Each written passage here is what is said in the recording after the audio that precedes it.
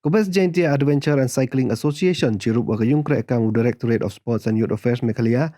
Ini depan man giya ke Biking Challenge 5.0 Open Category XCO Mountain Biking Race Competition. Ya kini giya kop depan man hatre riak klek yang cha ying ke inar kimus ni yang juai.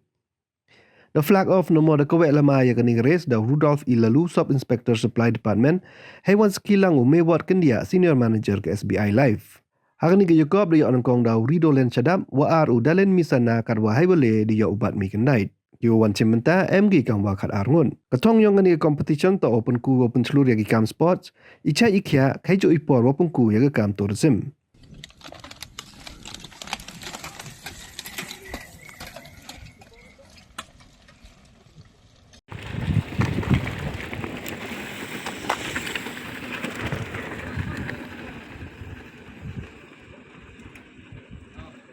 Volunteer.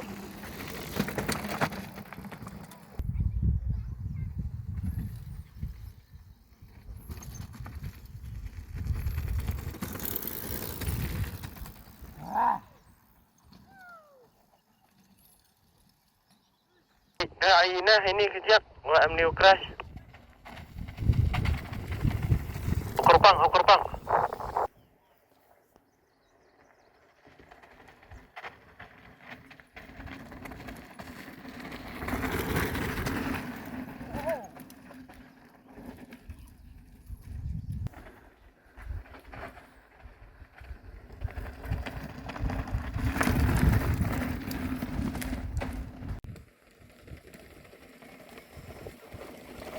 Bro.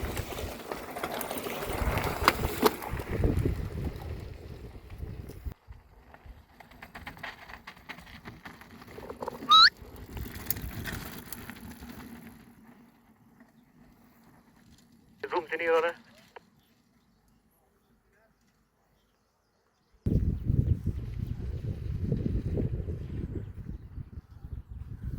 Apa yang ikut itu?